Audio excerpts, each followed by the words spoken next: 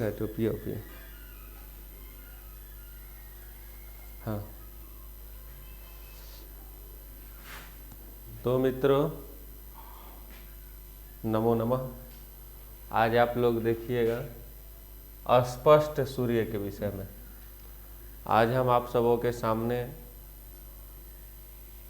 ज्योतिष में अग्रिम भायात भवों के बाद अब अस्पष्ट ग्रह को पढ़ेंगे, जिसमें आज की कक्षा में आप सभी जानिएगा अस्पष्ट ग्रहों को कैसे करेंगे। क्या पंचांग में अस्पष्ट ग्रह दिया होता है वहीं कुंडली में अस्पष्ट ग्रह लिख देंगे?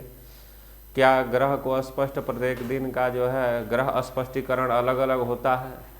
तो हाँ मित्रों, ग्रह स्पष्टीकरण प्रत्येक दिन का अलग अलग होता है और जो पंचांग में दिया हुआ है उसे नहीं लिख देंगे, वह दिन भर का जो है ग्रह होता है। परंतु जिस समय जिस बच्चे का जन्म हुआ है उसका ग्रह स्पष्टीकरण कुछ भिन्न होगा, तो उसके अनुसार ग्रह स्पष्टीकरण हम करेंगे और तब जाकर के उसे लिखेंगे तो कुंडली में ज़्यादातर शुद्ध होगा।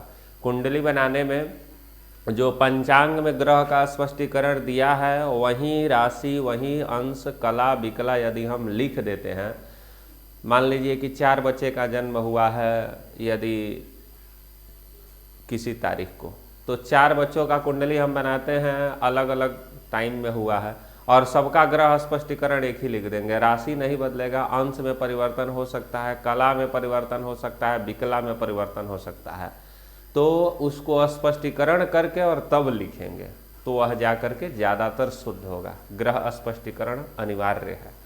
तो आज की कक्षा में हम सभी जानेंगे कि ग्रह स्पष्टीकरण कैसे किया जाता है। तो आइए नियम के आधार पर हम लोग जानते हैं कि ग्रह स्पष्टीकरण कैसे किया जाता है। सर्वप्रथम अर्थात सबसे पहले क्या करना है, अग्रिम दिन, जैसे कि आज हो गया 28 तारीख, तो 29 तारीख के ग्रह में वर्तमान दिन के ग्रहमान को घटाने से, अर्थात राशि, अंश, कला, विकला 4 जो है, इसको अग्रिम दिन के 29 तारीख के राशि, अंश, कला, विकला से हम घटाएंगे। सूर्य का सबसे पहले, ग्रहों में सूर्य राजा है तो इसलिए सूर्य का स्पष्टीकरण सबसे पहले आज हम लोग जान लेंगे। सूर्यादि पंच तारा ग्रह सदैव मार्गी होते हैं और राहु केतु वक्री होते हैं। सूर्य चंद्रमा सदैव मार्गी होते हैं, बाकी भौमादि पंच तारा ग्रह वक्री भी होते हैं, तो इसका ध्यान रखेंगे, वो सभी वक्री भी होते हैं। सूर्य कभी वक्री नहीं होते हैं, चंद्रमा कभी वक्री नहीं होते हैं। वक्री का अर्थ होता है उल्टी गति से चलना, तो सूर्य चंद्रमा कभी वक्री नहीं होते हैं, वे सदैव आगे की तरफ चलते हैं। और भौम आदि, मंगल आदि जो पंचतारा ग्रह हैं वो वक्री भी होते हैं। तो सबसे पहले सूर्य का स्पष्टीकरण हम लोग जानेंगे।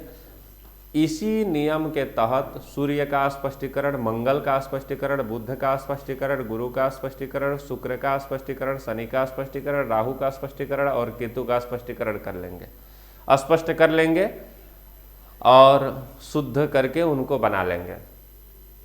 अब है कि चंद्रमा का स्पष्टीकरण एक दूसरे नियम के तहत है। चंद्रमा का क्लिष्ट स्पष्टीकरण है, थोड़ा कठिन है, तो उसको हम लोग किसी दूसरी कक्षा में जानेंगे। आज हम लोग जान लेंगे कि सूर्य और भौमादि पंच तारा ग्रह कैसे स्पष्ट होंगे चंद्रमा को छोड़कर। वक्री होंगे तो उसमें केवल नियम यही बदलेगा कि घटा देना होगा। देखिए ध्यान दीजिएगा, तो अग्रिम दिन के ग्रह में वर्तमान दिन के ग्रहमान को घटा देंगे। राशि, अंश, कला, विकला में से आज के राशि, अंश, कला, विकला को घटा देंगे तो गति प्राप्त होता है। तब क्या होता है, घटाने से गति प्राप्त होता है। ग्रह गति को इष्टकाल से गुणा कर देंगे और 60 का भाग देंगे। अब जो गति प्राप्त होगा उसे क्या करेंगे, उसे इष्टकाल से, अलग अलग समय का अलग अलग इष्टकाल होगा, तो उस इष्टकाल से उसे गुणा कर देंगे और 60 से भाग देंगे। तो भाग जब देंगे तो 3 अंश में हमारा 3 भाग में या 2 भाग में चालन प्राप्त होगा। वर्तमान दिन के ग्रह में उस ग्रह चालन को जोड़ देंगे तो हमारा क्या हो जाएगा, ग्रह स्पष्ट हो जाएगा, स्पष्ट ग्रह प्राप्त होगा। तो आइए देखते हैं कैसे स्पष्ट करते हैं। मान लीजिए कि आज हो गया 18 तारीख, ऋषिकेश पंचांग का उपयोग कर रहा है। आज 28 तारीख है, ध्यान देंगे 2022 28 तारीख आज का सूर्य स्पष्टीकरण ऋषिकेश पंचांग से पौष शुक्ल पक्ष, ध्यान देंगे इसमें, और तारीख आज हो गया 28। तो और नक्षत्र है आज शतभिखा। तो सूर्य का स्पष्टीकरण हम कर रहे हैं। अग्रिम दिन के सूर्य के स्पष्टीकरण को देखेंगे 29 तारीख के 8 राशि 12 अंश 45 कला 42 विकला, 8 12 45 42।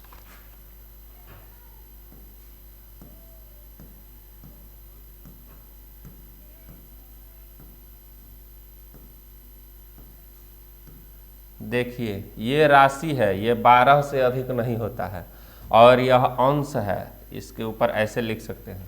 ये 30 से अधिक नहीं होगा, 29 होगा, ताकि 30 होगा तो इधर एक बढ़ जाएगा। और ये कला है, ये 60 तक होगा, 59 तक होगा, 60 नहीं होगा।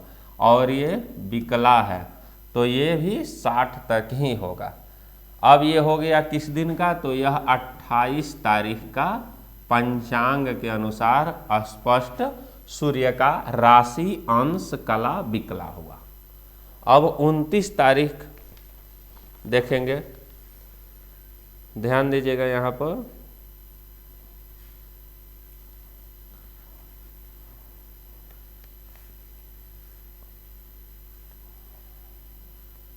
आठ 12 45 42, देखिए ये 29 तारीख का है। अब 28 तारीख आज का लिखेंगे। 8 11 44 18,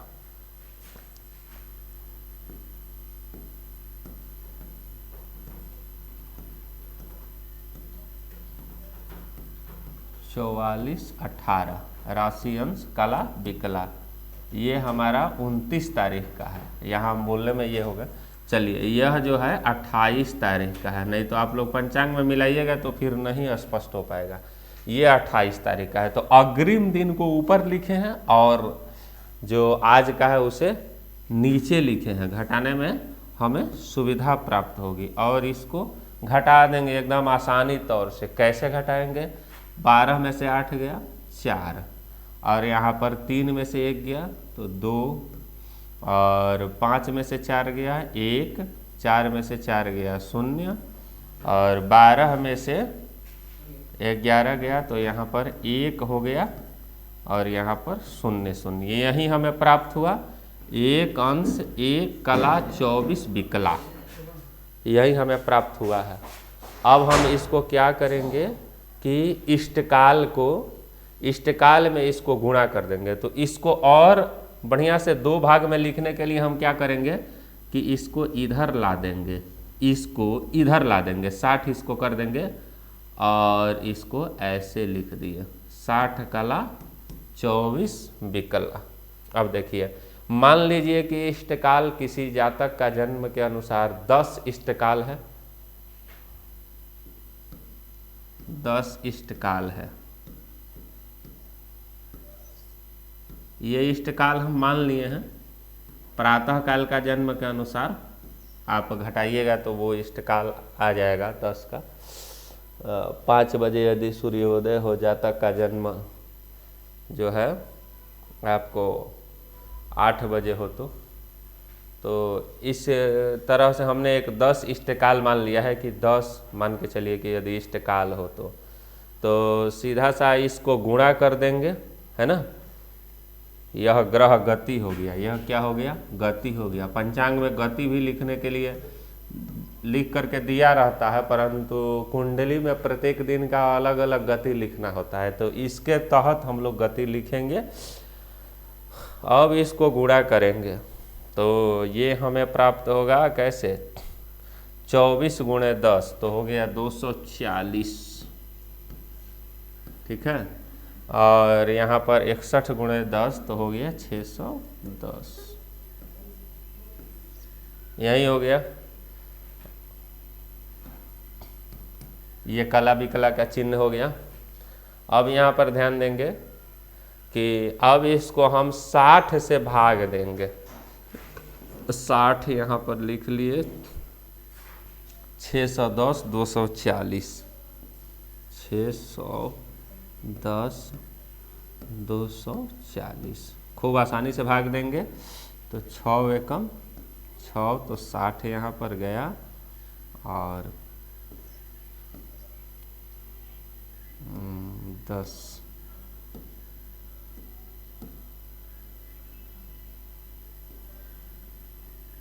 और ये कम हो गया 60 से, तो इसको इधर लाएंगे 6 10 छक्का 60 600, ताकि ये 60 से गुणा होगा। 0 4 6 2 8। अब यहाँ पर देखिए, यहाँ पर अगर हम 60 लिख करके यहाँ पे केवल 10 लाते तो ये भाग जो है गलत हो जाता, क्योंकि यहाँ पर ध्यान देना यह है कि 600 घटेगा तब जा करके, ताकि 60 को डायरेक्ट घटा देंगे तो भाग का प्रक्रिया जो है गलत हो जाएगा। और फिर यहाँ पर 10 आया है तो ये किस में आया है, तो ये कला में आया है। विकला बनाने के लिए इसको डायरेक्ट ये इसमें जाएगा, तो ये ऐसे ही 10 नहीं लिख दिया जाएगा साधारण भाग की तरह। ये 60 से इसको सठिया दिया जाएगा, 60 से ये जो है गुणा होकर के 600 हो जाएगा, तब जा करके यह इधर आएगा, तब इसमें जुड़ेगा। तो 840 को फिर हम दूसरे पार्ट में करेंगे, भाग देंगे 60 से। तो 60 को फिर से दिए तो 60 चला गया और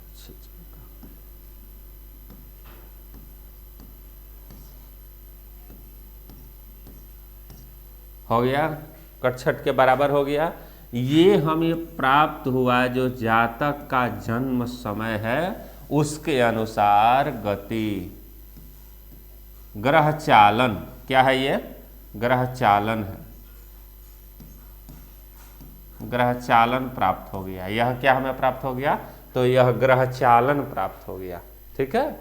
अब क्या कह रहा है कि 60 का भाग देने से चालन प्राप्त होता है।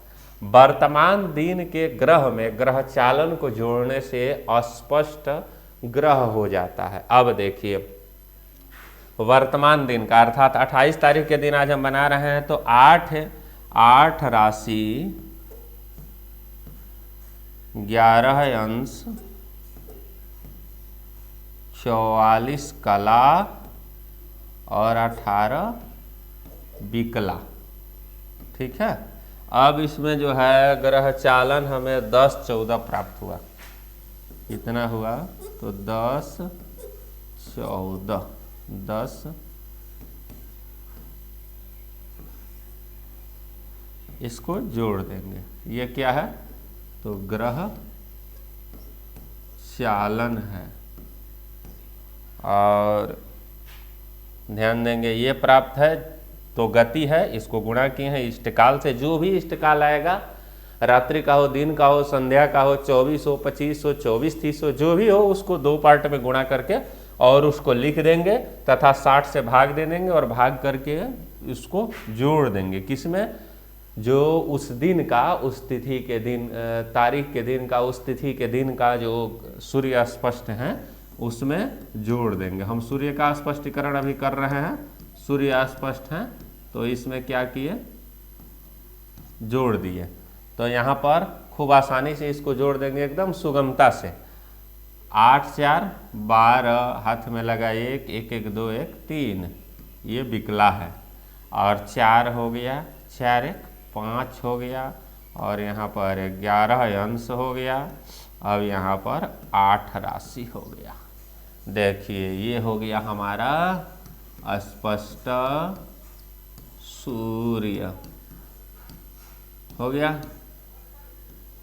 खूब आसानी से स्पष्ट सूर्यम या सूर्य लिख सकते हैं।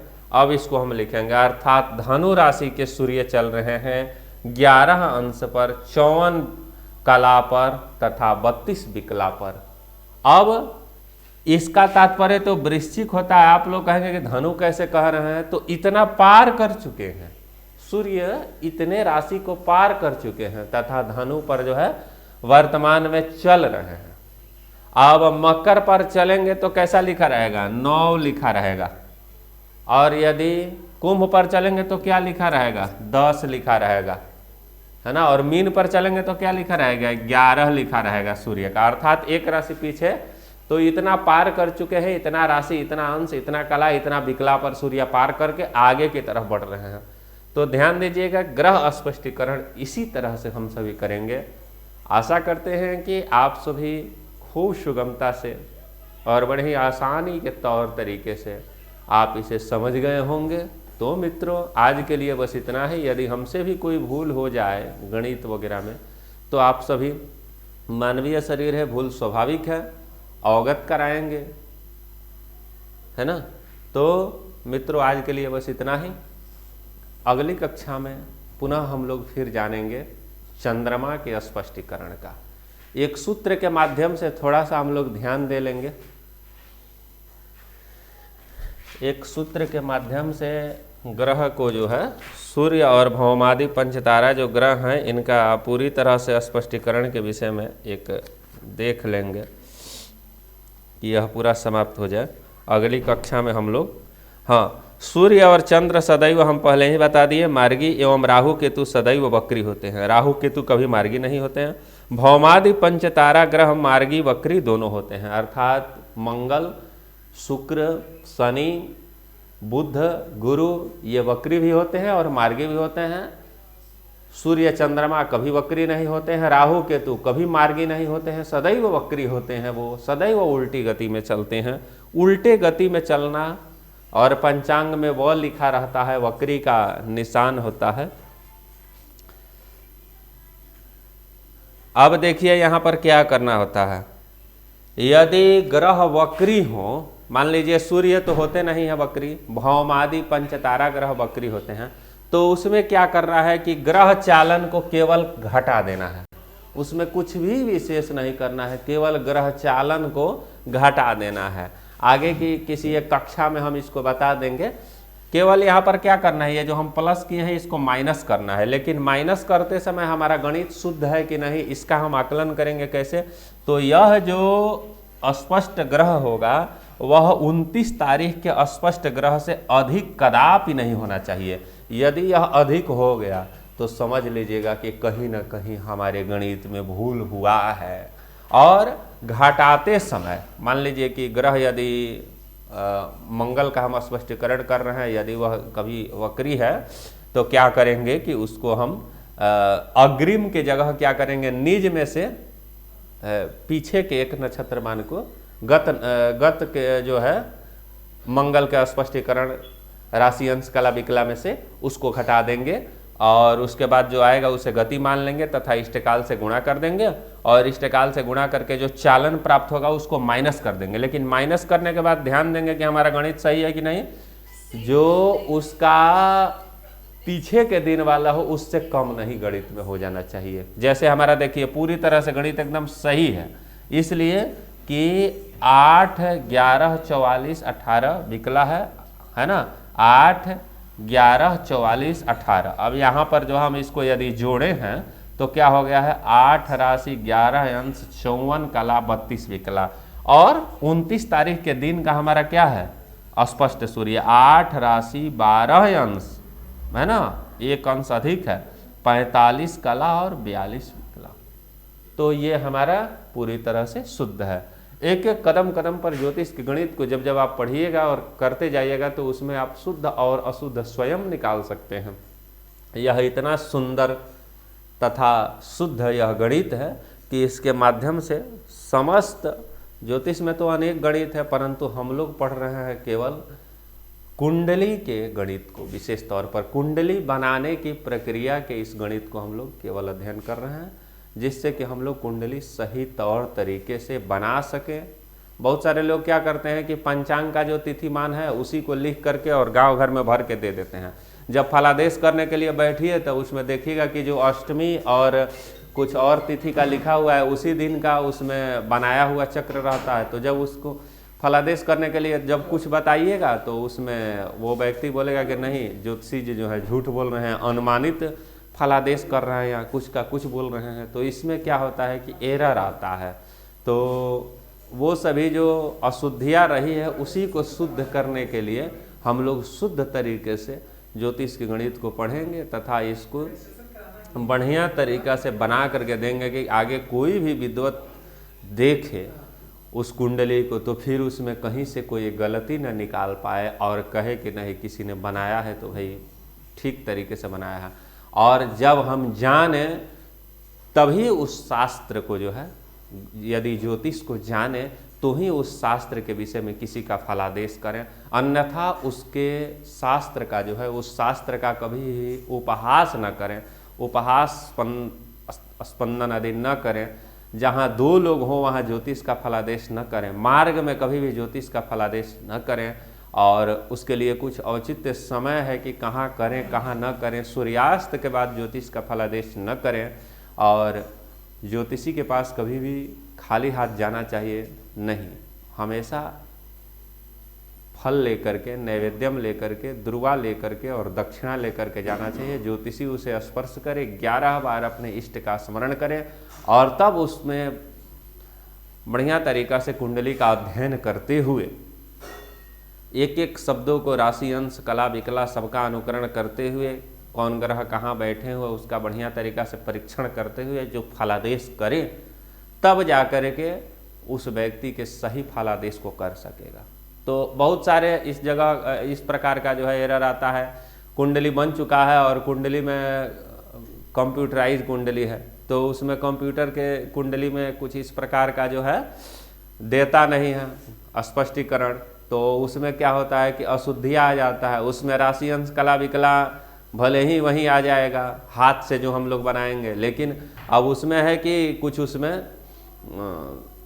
दिन का जो है कितने दिन तक कौन चलना चाहिए, अंतरदशा प्रत्यंतर दशा, उसमें वह अशुद्धि कर देता है जिसमें हम लोग अनुमानित लगा बजा करके फलादेश उसमें बोलते हैं। अब उससे व्यक्ति को कभी कभी लड़ जाता है, तुक्का लगाते हैं, कभी लड़ जाता है कभी नहीं लड़ता है। तो ये सरासर सही नहीं है। यदि ज्योतिष एक सैद्धांतिक विषय है, इसमें 2 और 2 4 होता है। यदि इसको सही तरीके से अध्ययन करके और सात्विक तरीके से इसमें पूरी तरह से जो है इस शास्त्र की मर्यादा को रखते हुए यदि फलादेश किया जाए तो निश्चित ही उस व्यक्ति के जीवन में वह घटना घटेगा। यह ऐसा शास्त्र है। अब है कि कंप्यूटर के संबंधित जो कुंडली है तो उसमें अलग अलग जगहों का ये नहीं कर पाता, उसमें एक डाटा सेफ रहता है। और कभी कभी तो हम यहाँ तक देखें हैं कि कंप्यूटराइज कुंडली में अलग अलग 2-3 बार निकालिए तो 2-4 बार में क्या होता है कि उसमें अंतरदशा प्रत्यंतर दशा तिथि में लगभग 8-10 दिन की भिन्नता आ जाती है। तो इसलिए हम यह मानते हैं कि हाथ का जो कुंडली है वह ज़्यादातर शुद्ध होता है। तो हाथ का जो कुंडली है उस गणित को बढ़िया से देख करके और उसके अनुसार जो फलित हम देखते हैं और लिखते हैं वह व्यक्ति के जीवन में पूरा का पूरा एकदम 100% मिलता है।